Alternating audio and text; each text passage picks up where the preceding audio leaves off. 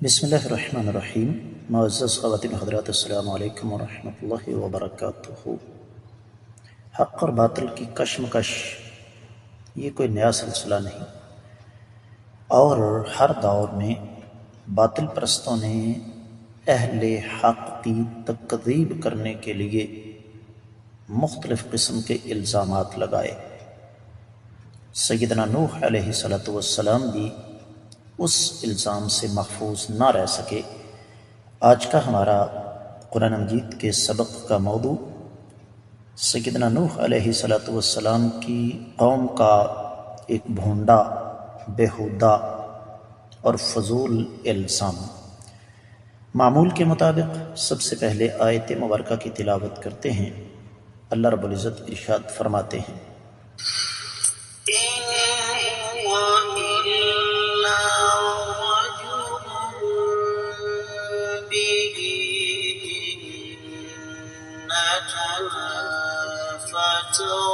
فتربصوا به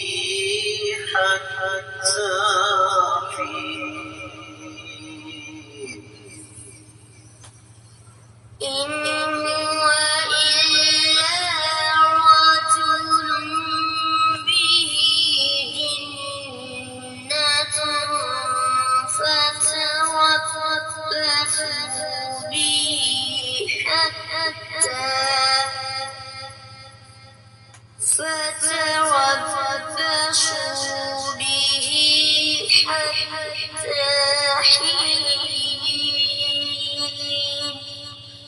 معزز خواتین و حضرات، اللہ رب العزت کی پاکیزہ کتاب قرآن مجید پارہ ہے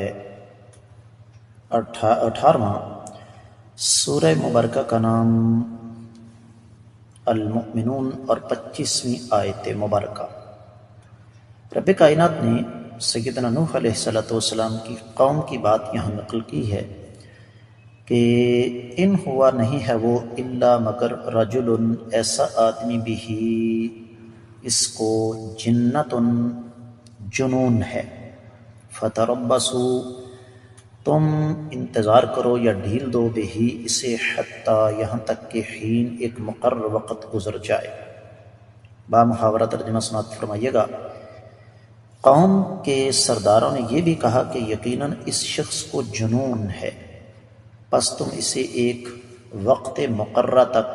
ڈھیل دے دو، مہلت دے دو۔ امام ابن کثیر رحمۃ اللہ علیہ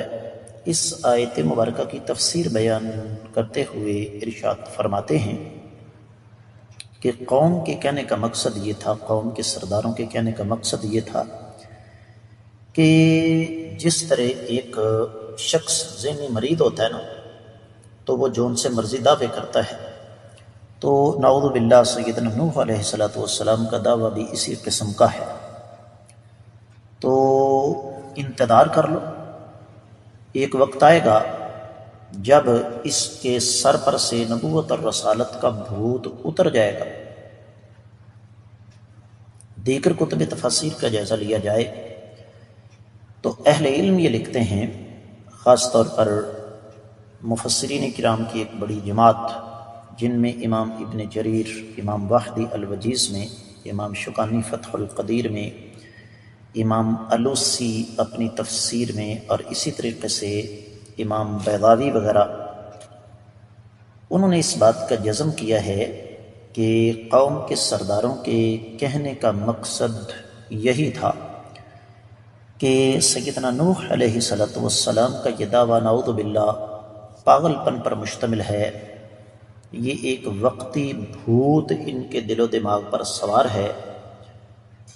اور ایک وقت آئے گا جب یہ بھوت اتر جائے گا تو تم ان سے نجات پا جاؤ گے۔ معزز خواتین و حضرات، آگے بڑھنے سے قبل میں یہاں ایک چیز آپ کی خدمت میں عرض کروں۔ آپ نے یقیناً یہ سنا ہوگا، دیسی لبرلز بڑے بڑے علماء کرام کے لیے اس قسم کے بیہودہ الفاظ استعمال کرتے ہیں کہ فلاں شخص مخبوط الحواس ہے، کہ فلاں آدمی کے ہوش و حواس اس کے قابو میں نہیں ہیں۔ تو یہ سلسلہ وہی ہے جس کا آغاز قوم نوح نے سیدنا نوح علیہ السلام سے کیا کہ اللہ تعالیٰ کے اس نبی، اللہ تعالیٰ کے اس رسول پر اتنا بڑا الزام لگایا، اتنی بڑی توہین کر دی کہ اب چونکہ سیدنا نوح علیہ السلام کے جو دلائل تھے ان دلائل کا توڑ تو ان کے پاس تھا نہیں، تو پھر ان کے پاس راہ فرار اختیار کرنے کا یہی ایک بہانہ تھا کہ اللہ تعالیٰ کے اس رسول، اللہ تعالیٰ کے اس نبی اور اللہ تعالیٰ کے اس برگزیدہ بندے پر پاگل پن کا الزام لگا دیں۔ یہی وجہ ہے کہ اہل علم نے یہ لکھا ہے کہ ان کی اپنی یہ بات اس میں تناقض ہے۔ خود انہوں نے اپنی زبان سے اعتراف کیا، پیچھے ہم پڑھ کے آئے ہیں کہ ایک طرف یہ کہنا کہ سیدنا نوح علیہ السلام یرید ان یتفضل علیکم، تم پر فضیلت حاصل کرنا چاہتے ہیں۔ سیدنا نوح علیہ السلام کا ارادہ یہ ہے کہ تم پر برتری حاصل کر لیں، تمہارے سردار بن جائیں، اور یہ بات ایک عام سمجھ رکھنے والا انسان بھی جانتا ہے کہ جس انسان کے دل و دماغ پر یہ بات سوار ہو کہ میں نے قوم کی سرداری حاصل کرنی ہے، وہ کبھی ذہنی مریض نہیں ہو سکتا۔ تو رب کائنات نے قوم کے سرداروں کی یہ بات اس وجہ سے یہاں نقل کی کہ قیامت تک کی آنے والی انسانیت کو اس بات کی سمجھ آ جائے کہ اہل باطل کی اپنی باتوں کے اندر کس قدر تناقض اور کس قدر تضاد موجود ہوتا ہے، اور یہ سلسلہ آج بھی موجود ہے۔ معزز خواتین و حضرات، اگر آپ تھوڑا سا غور کریں کہ ایک طرف باطل کے پجاری دیسی لبرلز اہل حق کو بیکورڈ قرار دیتے ہیں، اور جب جدید ذرائع کو استعمال کر کے اہل علم اپنی آواز کو پوری دنیا تک پہنچاتے ہیں تو یہ فوراً پینترا بدل لیتے ہیں کہ جی مولویوں کا کیا کام ہے کہ وہ جدید ٹیکنالوجی استعمال کریں، جدید تکنیک استعمال کریں، ان کے پاس یہ سرمایہ کہاں سے آیا، ان کے پاس یہ پیسہ کہاں سے آیا، ان کو تو یہ حق ہی حاصل نہیں۔ تو جیسے میں نے آپ کی خدمت میں عرض کیا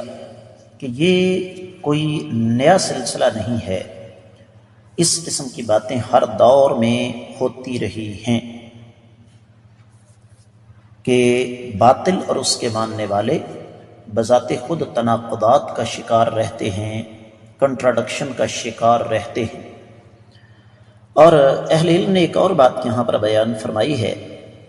کہ چونکہ سیدنا نوح علیہ السلام کی دعوت کا توڑ ان کے پاس نہیں تھا، تو انہوں نے یہ بات مشہور کر دی کہ اس نعوذ باللہ پاگل اور دیوانے کی بات تم نہ سنو، اس آدمی کا ذہنی توازن درست نہیں ہے۔ اور میں اور آپ اچھی طرح جانتے ہیں کہ یہ الزام امام الانبیاء محمد رسول اللہ صلی اللہ علیہ وسلم کی ذات گرامی پر بھی اہل مکہ نے لگایا، لیکن عرش والا رب ایک ایک چیز جانتا ہے، لہذا رب کائنات نے پھر ہر دور میں باطل پرستوں کی سازشوں کو ناکام کیا۔ اب اس کے رد عمل میں سیدنا نوح علیہ السلام نے کیا فرمایا یہ تو ہم پڑھیں گے اگلی آیت مبارکہ کے ترجمے اور تفسیر کے دوران۔ آج کا سبق یہیں تک، اجازت چاہوں گا، اللہ تعالیٰ آپ کو جزائے خیر دے۔ السلام علیکم ورحمۃ اللہ وبرکاتہ۔